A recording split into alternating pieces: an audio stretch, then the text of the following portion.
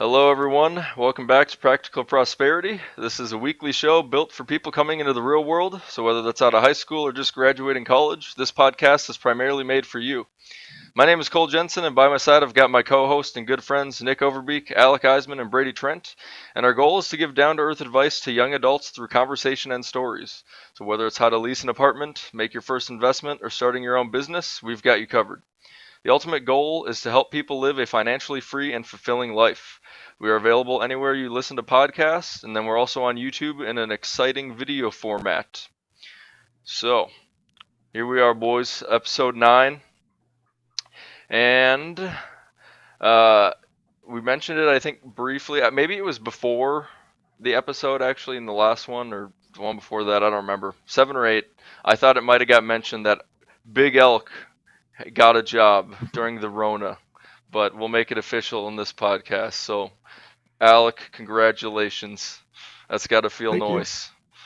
Yeah, it definitely feels nice. The looking is over. Oh The yeah. applying is over. The job fairs are over. Mhm. But yeah. Let me start with the job fair if you don't mind me taking Go the for it. wheel here now. Yep.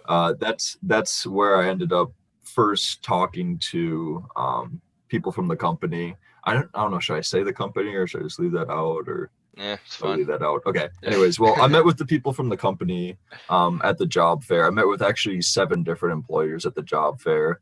And so this is essentially what got me the job there. Like, I don't know. I think I've met Cole. You didn't get your job at the job fair. I know that No, because you were afraid to talk to your company there. no. My company had a Intimidated. at the time had a really like literally big long line as always, and they were talking about their strict 3.0 cutoff. They're like, you have a Oh yeah. 2.99, we will not hire you.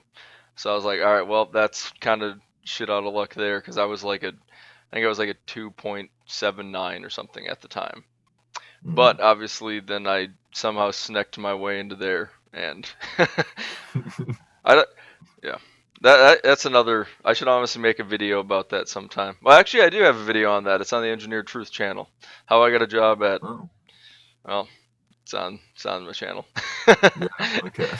Anyways, but But yeah, no. yeah. So that's why I didn't talk to them. It just happened. It was weird how it worked out because I applied to like 6 of their positions online, and then I just ended up. That's how I got in for a phone interview and then on site and stuff. Hmm.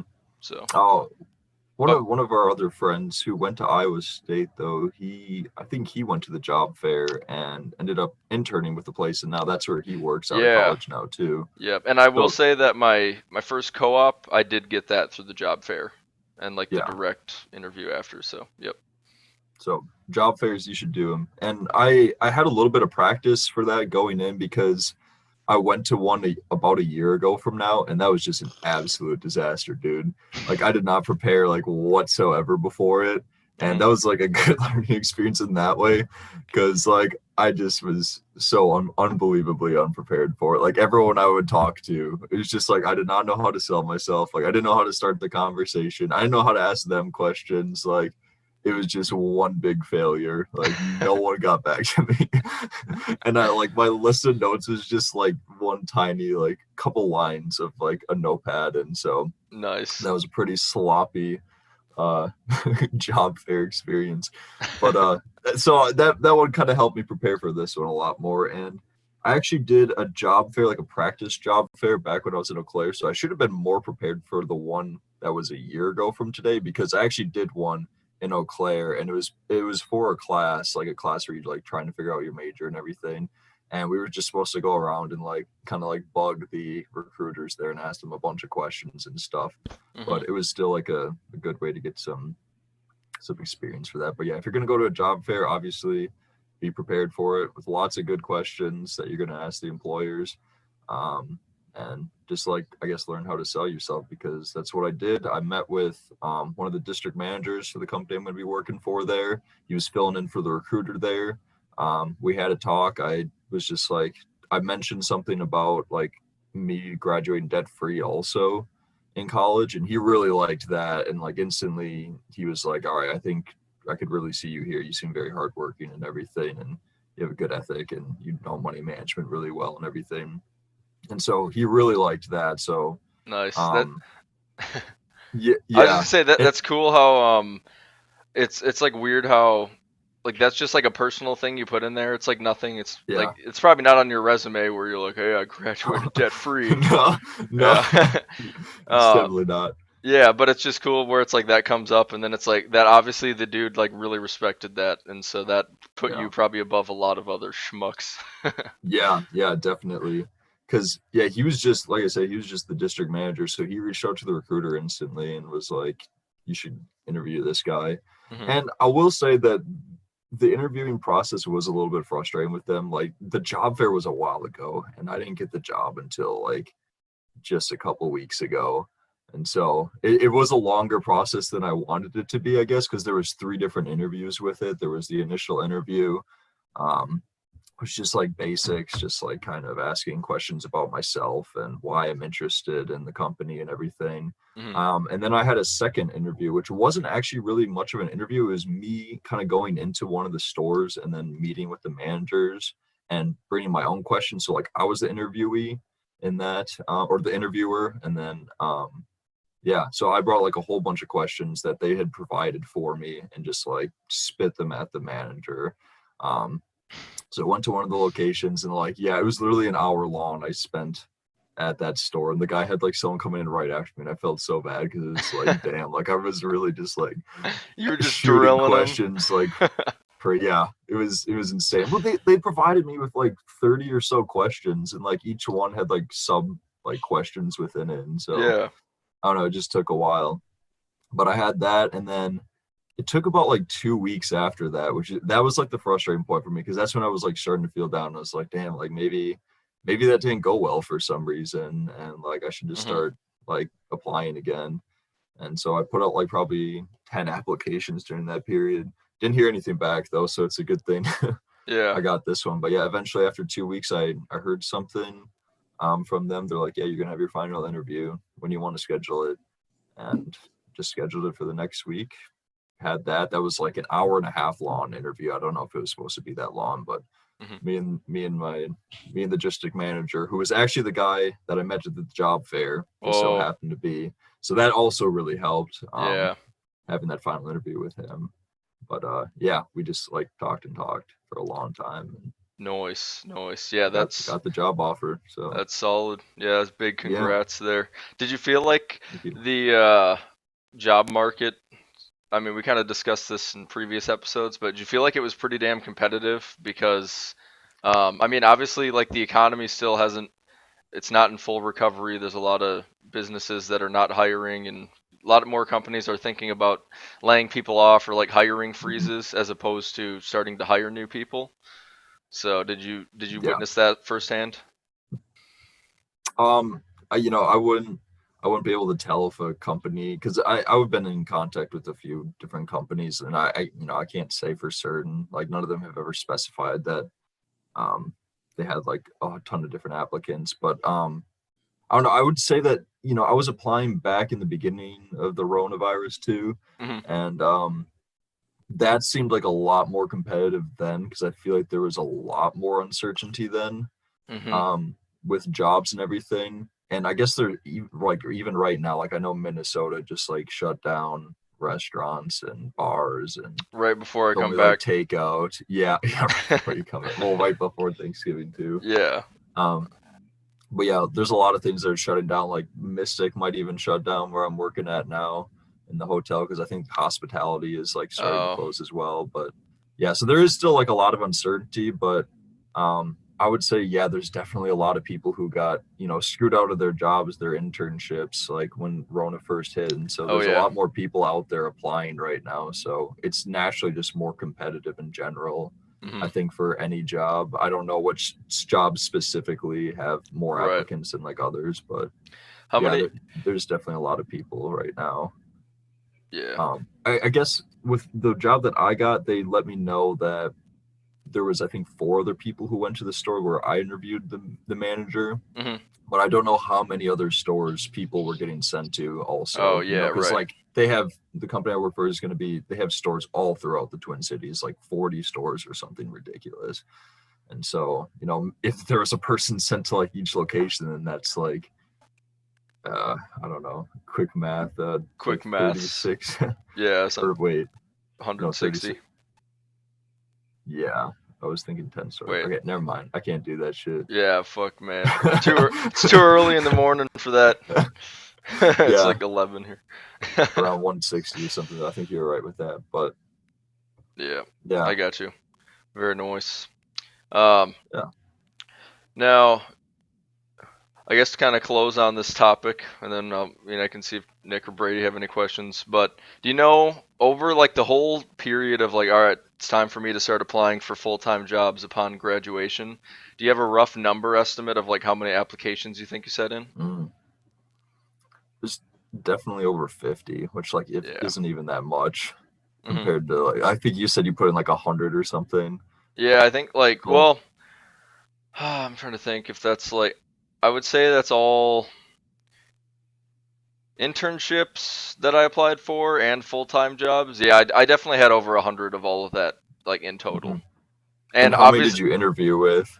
I think I interviewed with let's see here. I think like six. So, Okay, yeah, that was about me too. Yeah. and then essentially there I got I think of those, which like all interview like yeah, of those I think I got three. These are all different companies, but I think I got three of those six companies extended offers to me, and the other three did Mm, not. One of which I understood why. It was like I think my first official interview for an interview, but then there was two for like it was for a full time role that I totally thought I was gonna get. Like I thought I for sure was gonna have. It actually might have been seven I interviewed for. But I don't know. It's just weird how it works out because like there's some where I'm like, oh, I feel like I'm definitely gonna get that offer, and then it's like you just mhm. don't, and it's like, oh, all right, well. So that's why you just can't Yeah. take it too seriously. Whether it's just I don't know. There's just so many factors in play. So Yeah. and that's Even if you why, don't get something, at least you learn something from it. yeah, Like getting that interviewing experience is really nice and really helpful. yeah, exactly. And you got to look at it at like a numbers game because it's just the more the more applications you put in, then the amount of interviews you get are going to go up, and then therefore like the amount of job offers you're going to get are going to essentially go up. So that's what I always tell people. I still have a lot of like engineering students from domestic and abroad reaching out about like just from engineered truth, like, hey, how can I get a job? And I tell a lot of them the same thing where it's like it's a numbers game. Just apply a Hmm. bunch and then you will see results eventually. Yeah. Be constantly polishing your resume, I guess, too. hmm Like that was one thing I was doing the whole time during the job process. Like before every other job, I would pretty much like change something on it, Yeah, or, like try to word things better or made it add real. something that I felt like more important. Like I kind of like tailored each hmm like job to, like my resume to each job that I would send out, and Yeah, I got like a lot more interviews from that. yeah, you made it real nice and shiny. Yep. Yep. Now, 24 karat gold finish. yeah, exactly. Brady, did you had an internship, right? And then that kind of led into your job you have now. Yeah, that's basically what happened. And that one I didn't even have to apply for. I was applying for jobs, and I sent out probably 20 or so applications, hmm got one or two interviews, hmm and then or three interviews there. But Yep. uh, I knew they were all kind of through my network, so it was kind of like, hey, set me up and give me an interview. And then I ended up getting, choosing the best one out of those Yeah. three. So yeah, kind of that same rate. It's if you can find any warm intro connection like that, Oh that's obviously yeah. big with the resume. I totally agree with that. Yeah, if you know someone, which that's like what's weird is like not that many people I work with or for coworkers like they got in through like knowing someone, but like I really got in like knowing absolutely no one. So like That's that's impressive. yeah, it's kind of just weird how that works where it's like, well shit, like I guess I don't know.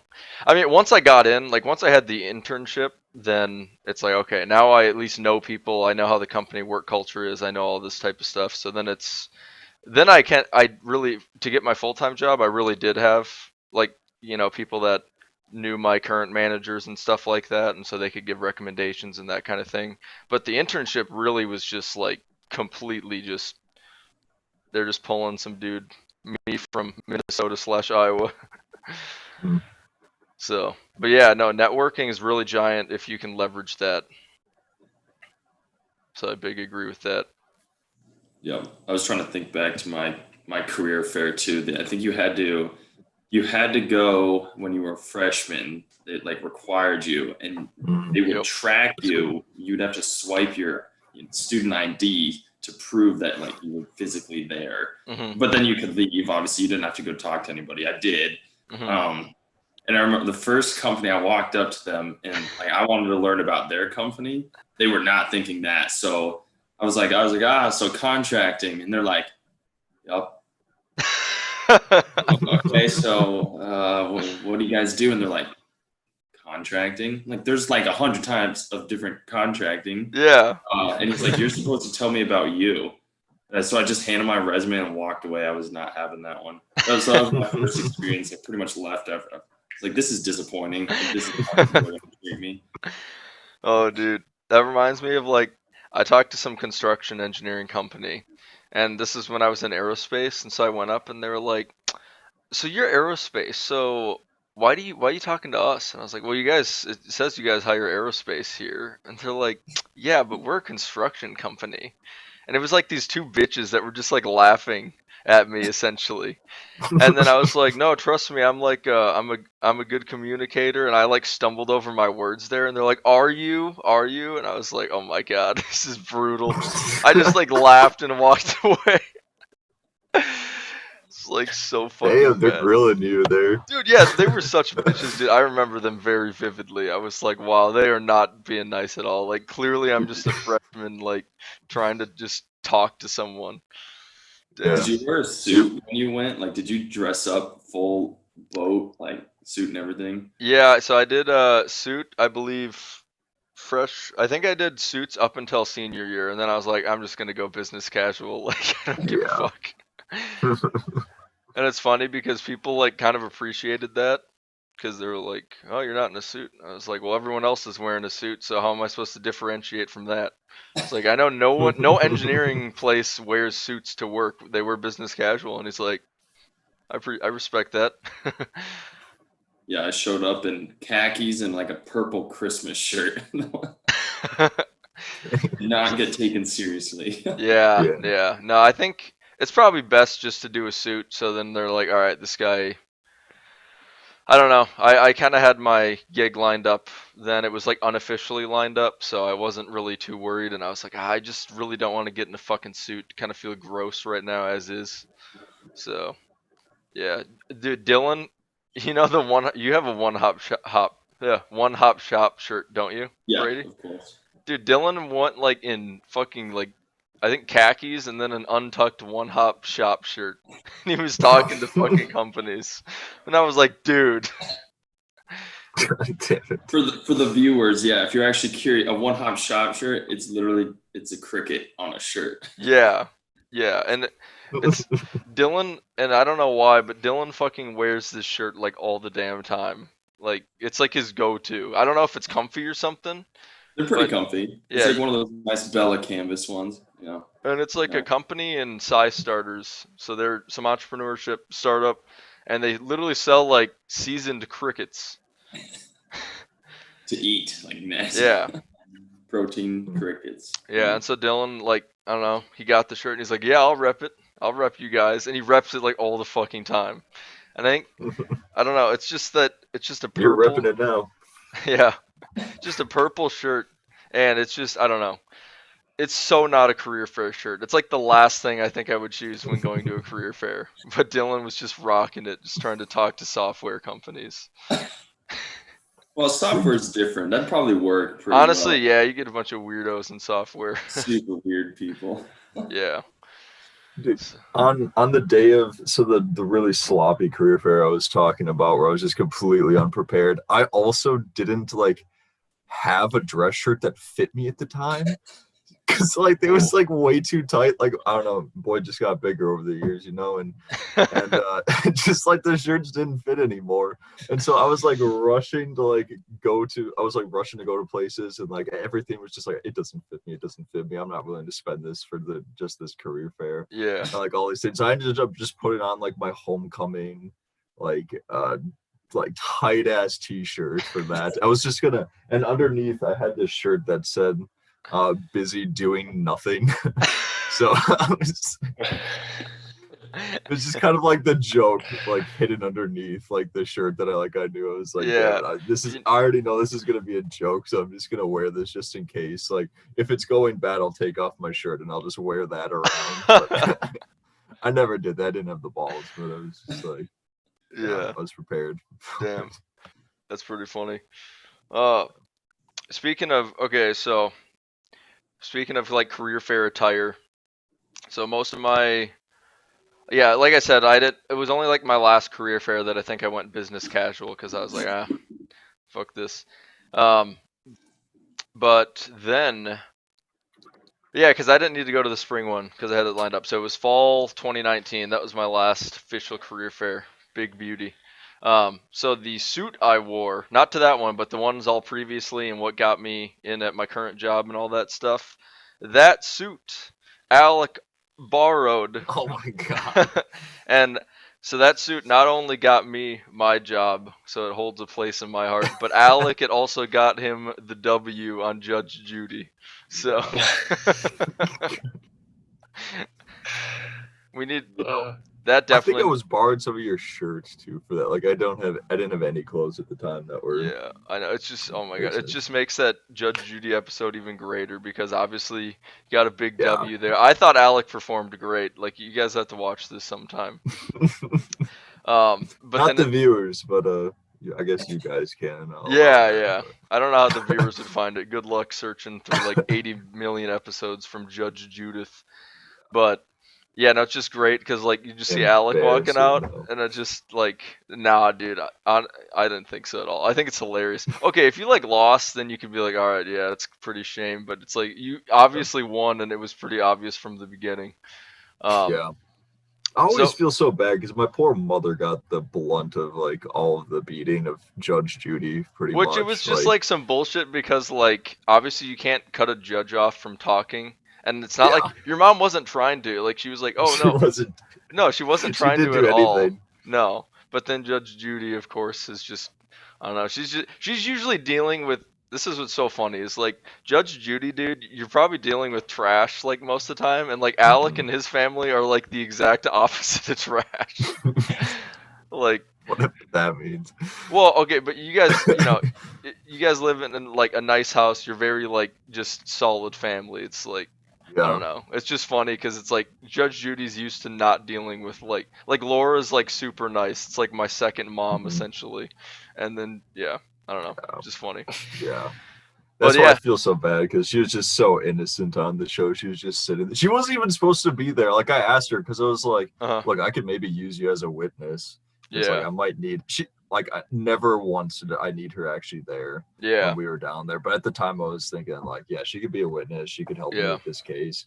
But yeah, she just came to pretty much join me down there, and then just gets railed by Judge Judy. But we were laughing, like we went out for drinks and like food afterwards, that because like they gave us some money for it. And we were just laughing about it. But well, dude, it's like that's a one in a time. That's a once in a lifetime experience, dude. Like seriously. Yeah, hopefully a once in a lifetime. Please, hopefully I don't get sued anymore. But yeah, but still, I don't know. That's like I don't know. Not many people you can say have like been on Judge Judy, Yeah. It's like I don't know. Yeah, it's obviously it's not something you want to just be like flaunting everywhere, like on the podcast, for example. No, I'm just kidding. Yeah. Tell our whole 9 viewers about my Judge That's right. Judy. That's right. Speaking of our small amount of viewers, I think one of the things, maybe end of this year, like starting into next year, as we kind of got some episodes lined up under our belt, and of course, last episode was like a core money basics episode. We'll kind of start promoting some of that stuff, or I'll just, have like a small ad spend every month and just kind of just see what happens, see if we get some views, some feedback, and then maybe try to get some ads on this bad boy or something. So I don't know, Yeah. just see what's going on. Yeah, let's do it. Yeah, just some more. I don't know. It'd just be interesting to hear like new topics, and then yeah, I think also next year potentially get some people on the show.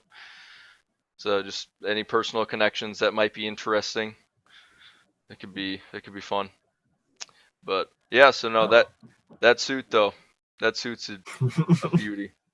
It's a beauty. Yeah, it takes some W's. Oh yeah. Takes some W's It's home. like it's funny because it's definitely oversized on me. Like it's not tailored to fit me at all. Oh, really? Yeah. Like I don't know. It's too wide because it was my uncle's, and it was just I don't know. It's too wide. Like I need to get it tailored, and it would actually fit me well. But I think I should know what you're talking about too. Like I feel like I looked like a balloon. I was on Judge Judy, like just inflated. yeah. So all right. So now Nick Beak, he is in a new apartment now. So how has that been going? It's going pretty well. It's I don't know what else to say about it. I've lived in my apartment in downtown Minneapolis before, Mhm. right next to Stone Ridge Bridge, and I lived there for about a year. And I moved back in with my parents to save some money to buy a house. Tried buying a house, and then it's just so competitive right now to get into anything. Mhm. And for exactly what I wanted a duplex. Everyone wants multifamily right now, so I decided to just hold off. And listen, I decided to just let's get an apartment for a year. Mhm. And we'll be in the area we want to be in to purchase a place, and we'll just be able to see more of what the area is like and everything. Yeah. So yeah, then we got this place. We signed a year lease, and then we're not totally moved in yet. We're still unpacking and everything, but so far, our commute to work is nice because it's like in half. Oh yeah. For Alyssa, it's really nice because like she does at home care, so she's literally has to drive like a couple blocks down for her first patient every day. Mhm. So that's easy for her. It's just less stressful just being closer to everything. So that's like the biggest noticeable difference. Um, but yeah, I mean, I've lived here before, just on the other side of the river, so it's not too different. Um, Mhm. I think the only difference is with everything that's happened this year in Minneapolis. I think that's the biggest difference I've seen. Mhm. So it just seems like everyone up here is just kind of more on edge, more of like what's going on, Yeah, I can see that. wanting to see difference. So I mean, last time I was in the city, everyone was very upbeat. There's a lot of stuff happening, new buildings, new like developments, and just good stuff happening all around. And Mhm. now it's kind of the opposite of it's kind of going downhill. Yeah. So it's weird seeing that side of it. Yeah. But no, I like living here so far. It's get a beautiful view of the city. I showed you guys that earlier, so it's Yeah. nice to just be up here, really. So Good to be back. yeah, it is nice to be back because it's so nice to be able to walk to places and get stuff. Well, now for takeout, but Yeah. it's no, it's nice to just be up here now. I don't have to drive 45 minutes to see visit friends. I'm like in the area I want to be in, so that's nice. And not being in my parents' basement is a plus. Yeah. Yeah, So that's for sure. nice. Hell yeah. And Alec is also moving into apartment. Look at this Yeah, it's big elk right tomorrow. here. Getting his Yeah. big boy job, getting his big boy apartment. Just look at this boy. Hopefully we'll be getting a big boy car eventually. Oh yeah, oh yeah. Hell yeah. So Talking about well, never mind. We won't bring up the that 3-letter word car that we were talking about earlier. yeah. That should really be like that could probably be a whole episode. We could talk about buying, and then that's just naturally gonna go into like, so what do you guys want? So Mhm. yeah. Nick, I wanted to ask about what's the pet policy at your apartment though? Like, do they allow like cats, dogs? They allow. Thankfully, we don't have pets, but yeah, for our policy for our apartment, they allow cats. Okay, And no I dogs. never looked into it that much because obviously I don't have pets, but I'm pretty sure there's like a deposit, and then there's like maybe a monthly rent, which is maybe $10. I'm assuming. I'm sure I could look into it. But then they don't allow dogs at our building. Good. So Good. Because I was at a friend's apartment last night and there was a dog that was so obnoxious. Like it was barking at like 1 in the morning. and like at 11 o'clock at Oh night my god. Yeah. and 9 o'clock at night. Like all these times of the day, it was just like barking, and it was so fucking loud. And it sounded like it was right outside the door, but apparently it was like way down the hall. Oh So it was fuck like I that, can't dude. even imagine being the people next to them. Like, and the friend I was talking to was like, yeah, we've heard like this dog has been barking like this for a while. That would be And it's so like fucking how annoying. has management not done something about it? So Oh, that would be yeah, so annoying. if you if you don't want to deal with that bullshit, go to a place that has a policy with no dogs. Like Luckily, Yeah. I that would don't. drive me insane. So my place has dogs, like it allows dogs here, but honestly, it's pretty soundproof. Like we've got some pretty like thick walls here. Because I know you think of like dorms and stuff. Sometimes they're just so paper thin, and it's like Jesus, you Yeah. fucking hear everything. I know even my last apartment, down at Iowa State was like you could totally hear through like the wall, like whoever was next to you. But here it's actually pretty good. So once in a while I'll hear a dog like yipping when I'm walking like on the sidewalk. You hear a little yip yip yip. And it's like shut the fuck up. But it's I don't know, it's like muffled enough, so I don't have any issues with that. The fucking bitch above me I think has that was aggressive. I'm sorry. This She's probably listening to yeah, this podcast. yeah. So I'm sorry. No, this woman above me who may be larger than normal. She has like a Oh my fucking god, dude. she's got a treadmill up there, dude. Okay. That's There is pretty bad. literally a treadmill like workout facility at my apartment complex. But no, she wheeled a fucking treadmill up into her place and all of a sudden I don't know, I'll just be doing something and then all of a sudden you just hear like this and it just goes on fucking forever. She'll go run for like 8 miles on that thing. And it just kind of like rumbles my place and that's kind of fucking annoying. So then I have to put on my headphones. That's why I go top floor only. Yeah. I'm only floor. Only top floor. I wanted to, cause like then I would have a balcony, and like I mean, Brady and Nick, you guys have both been to my place where it's like, no, it's solid, but I definitely, God, that top floor would be sweet. Just the balcony up there would be cool. Just like I don't know, just looking out above. It'd be, cause like I don't really want to chill on my porch here. Like it would be fine, but I don't know, just a balcony sounds way better. So like that would be my ideal too. And then you also get less bugs, and then yeah, you don't have annoying neighbors above you. Which the person above me, this lady, she's fine. She's not. It didn't sound fine earlier. No, it didn't. It was too aggressive. It was too I'm actually aggressive right worried there. about it. Yeah. Dude, the people, okay, the last house that I lived in, I think I might have brought this up in the podcast already, but like they would like lift weights and they were above us. Dude, Like that they would was do so like funny. deadlifting and shit. So like you would hear like it sounded like the ceiling was gonna collapse sometimes. Like it was so fucking loud. Didn't you call them It like was, a it was the most meatheads? obnoxious thing ever though. It was like why? Why do you have Yeah. to like do like some serious lifting here? Didn't you And call like one of the excuses that they brought up one time was like, oh yeah, our friend likes to do like backflips.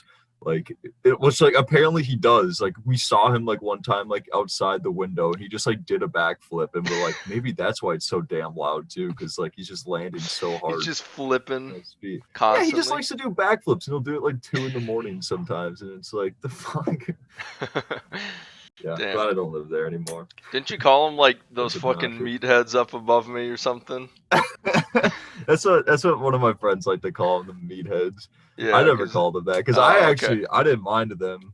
Like Yeah. I would actually talk to them, but my 2 other roommates just absolutely hated them. That's so Like, funny. and they were pretty big gearheads too. Like they always had project cars outside the house. Oh so yeah. there was always something out there. Like once they would finish one project, a new car would show up and they God. were working on it. And Project? They apparently had a YouTube channel. So Oh really? Okay. It's kind of yeah, cool. I don't know. I never watched it though, but Yeah. That'd be interesting. Project but car yeah, would be that was fun, obnoxious. but also But would it? money pit. Yeah, I don't know. It would depend. It could be fun. Yeah. It could also not be fun. Really I depends. think it'd be fun once it's completed. Yeah. Like Yeah. working on the thing would be super frustrating if you don't know what you're doing. Yeah. Definitely. Some cars are really like easy to work on. Just like the older you get, the more simple for sure too. Yeah. Like I had to have some maintenance done on my car, and it was just shit that I could not do. Where it's like it's one thing to do like brakes and rotors, like that's real easy, or oil change or that kind of thing. But What went with mine, I wasn't able to get to. Like, it would have been a fucking pain in the ass. But I remember like my Maxima was pretty damn easy to work on. All my dad's like Toyotas, those were just cake, dude. Yeah. So easy. You work on Toyotas are super simple. yeah, you work on old Bessie, don't you, Brady? Oh yeah, I do that. Like I could take that engine apart and put it back together pretty easily. I mean, Damn. I did that with my Cadillac, and that was intense. I never wanted to do it. Yeah. It was messed up. Yeah. Mhm. Damn, dude, Bessie's going strong, dude. 249,000 miles and change. Damn. Nice. That's about where I'm at too. Nice, dude. It's 240. Got the Impala. Yeah. What is I- it's a Pontiac, right? Yeah, What's the it's a Bonneville 04. Bonneville? Okay, yep. Yeah. Nice. Kind of a tank. Dude, the check engine light turned off again. It feels the more you drive it, the better it gets. Nice. It's funny how that shit works. It's getting broken. It's like it's be funny. It's like the computer has like early version of like machine learning where it's like, hey man, something's wrong, and then you just drive it long enough, and he's like, you know what, it's fine. Actually, I'm gonna redact that engine light. It's all good. You keep going. Dude, it fixed itself. I had to Yeah. like pin up my headliner the other day because it said the whole thing came down. So I'm like, Oh. I'm getting in the car and it's like resting on my head. Oh shit. I was like, this is not good. I tried to glue it, that didn't work. So Yeah. I just Mm. laid up there and like that works. It doesn't Yeah. look pretty. Are you driving that baby into the grave? Yeah, of course. Oh yeah. Yep. Unless I sell a company and make millions of dollars, but that's not Yeah, there you go. There you go. Yeah. Yeah, I was thinking about doing that with mine, but honestly, it might last much longer than I want it to be honest. Like, I've heard those Impalas can go up to like 400,000 sometimes, and it's like, I'm only at 240. I don't know if I'm going to put another 160 on it, you know? Hopefully it Yeah. lasts a lot longer though for the next person, but Yeah. shit, dude. It's acting too good right now. Like, Yeah. there's like not any issues, and it's like making me concerned because like there should be something wrong with it, but there isn't. It's still kicking. Yeah, really. It's completely fine. I know. So my S5's at 71,000 miles. And the shop I brought it into, they're like, dude, we have a customer that has like the exact same car as yours, except he's at like 190,000 miles. And he's like, we're like, yeah, they're like, dude, you should just trade this thing in. And he's like, nah, man, I love this thing. So it's like he just keeps grooving on it. He probably bought it new in 2013 or 24, whenever he got his car. And yeah, he's at 190,000 miles, and he's just He going drives strong. a lot then. Yeah, God damn. yeah. I saw a used GTI, a 2017 GTI that had 170,000 miles on it. Wow. And it was like going for like $13,000, so like half the price, but that has like 100. Like, how do you put that much on in 3 years? Like, what do you have to do? That like, must be a lot of highway I was driving. like, what? Yeah. Which I was is like, weird what because the hell though? yeah. Well, your dad puts a ton of miles, doesn't he? Isn't your He dad does, driving all yeah. over the place? Yeah. Yeah, well, he's a salesman, so he's always driving to different like states and shit. So Oh, okay. like, Yeah. yeah. Honestly, he like, puts a lot of miles on a year though. Yeah. yeah, that must have been what the deal is with that, like, that Mm-hmm. GTI you saw. Because I mean, 2017 is that high, dude. That's a lot Yeah. of fucking miles. That's nuts. It was ridiculous. Yeah, and the thing I was shocked by the most is actually the price. I was like, wow, like really, it lost half its value, but it's like 3 years old. But that's Yeah. just, it just has like so much like on it. I mean, it's not like a Maserati, which like literally is worth nothing by the time you take it out the lot. Yeah. Like, Yeah, dude. I know. I'm thinking, my car is gonna be, oh my God, it's gonna be like so maintenance good for like a long time now, which is nice. nice. So I don't know. I'm just kind of thinking. I don't know. I mean, I never had like a hard plan, anyways. I mean, I know Nick, you saw my like Aventador at 24 account, so it's like the next car that I was aiming to get is like a Maserati Ghibli. But honestly, with that, like, I would just need something like, it would need to be like a big Jazz payday or something to want to get that, because it would be like, all right, well, I could, sell my S5 and then step it up to that. But I don't know if it would actually be stepping it up because Maserati's maintenance is just supposed to be fucking awful. And often. Yeah, and it's like I don't know, you just don't want even my car being in the shop for like a couple of days was like annoying. So it's like I don't want to like have to deal with that shit. Like I would need to have another car. So I don't know. That's like one of those things where I'm like that is much less of a priority. Like I should just be financially wise, and if the S5's doing me great. Dude, plus there's someone who goes to your shop that has the same exact car. There's like Yeah. 190,000 miles on it. I Like, know. they've worked See, on I know. So that's like, why I'm wondering it's like where it's like, perfect. should I just keep this fucking car forever then, or like what? So who knows? You got to get the RS5 from that same year because that Oh is man, really nice. yeah, those are fucking sweet. The sound of that is like incredible. I heard one on the streets recently, and I just like was like, oh my fucking. Like, Yeah, it sounded so good. They're really fucking sweet. The only thing that's a kind of a rip for me with that is like if I got an RS5, obviously it would be a lot faster and it has like the big V8, but it would feel like almost the exact same car other than just the speed. Like the interior, everything would The be the sound. exact same. So it'd be speed and sound would be improved, but yeah. Yeah. So it would just be kind of like, I don't know. That would be something where it's like, at some point, if I do get rid of the S5 and if I switch around, do some different cars, like more towards when I'm like retired or something, and it's like, oh man, you know, I haven't had an S5 type car in a while, like a just a fun coupe. Then I would come back and it'd be like, all right, let's get the RS5 this time or something like that. It's probably what I would do. So, damn, we gotta be careful here. This can get into cars real quick, and that's gonna really extend this episode. Yeah. Yeah, but no, the main things I wanted to point out was, you know, some of the apartment stuff, and then obviously Alec getting the job, which, I mean, I know, like, that's just got to be, I'm sure when you found, did they call you or they send you an email, or how did that work?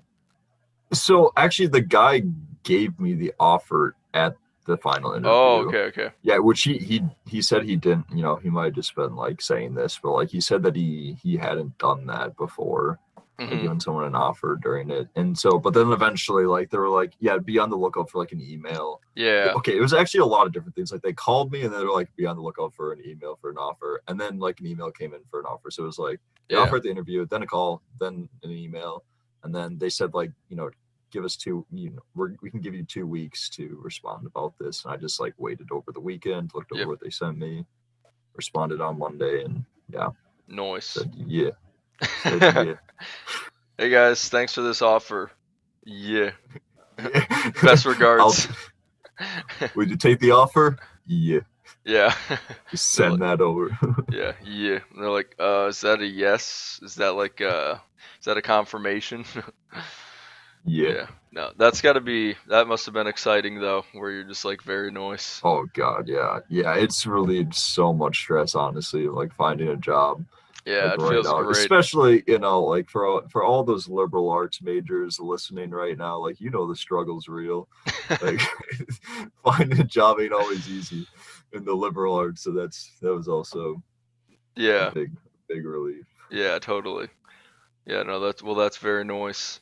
God, there's gonna be something I was gonna add on to that. Oh, one of my roommates from college that was in engineering, dude, like actually 2 of them, maybe even 3. Like this is where it was just like, man, what are my roommates doing?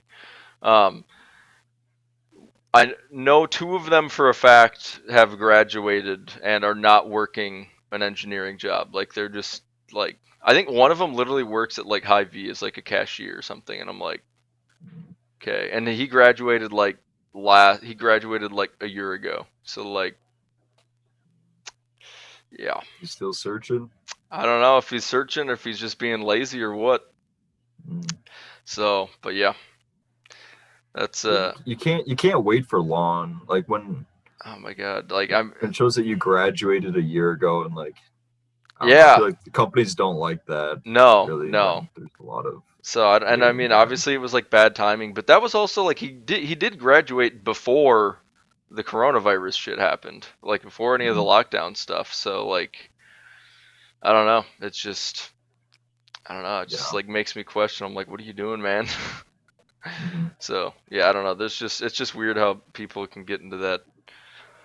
I don't know. Yeah. Like he's this It was very smart guy, so it's just like I don't know. Like he just didn't apply enough or something or what. Like he just thought that hey, I think this one's gonna work out, and then it didn't. Then he's just kind of like, all right, I'm just gonna wait, I guess. Where it's like, no way, dude. I would be like, I'd be full time like cashier, and then I'd be other full time applying for a job, so I don't have to be a cashier. You know. Yeah. But yep. He should go traveling or something instead if he's not. Oh yeah. So That's why I'm really glad that I'm starting this job like pretty much right out of college once I graduate. But yeah. it would also been nice to have some time off and just like spend some time traveling, I guess. Like wait a couple months, get started. But it'd be a little tricky come right later, I guess. Yeah, I guess it would be like a shitty time though to have time off though, because there would be a lot of lockdown restrictions still. Yeah. I still have that is true. Yeah. Plane tickets are cheap though. Yeah. I still have Disneyland tickets to use, and I'm kind of pissed that I like don't know when I'm going to be able to use those. Because I think Disney World has been open, but Disneyland in California has not. So I don't know. I'll keep everyone posted on that. Alrighty. It'd be that noon time for me anyways, 11 for you guys. So we're going to call it there for an episode. Thanks everyone for watching, and we will see you guys next week with probably a special episode, because there's going to be at least some in person. I mean, at least we're going to try to get that going on. So, yeah, that should be nice. All right. Very nice. Very nice. All right, adios everyone.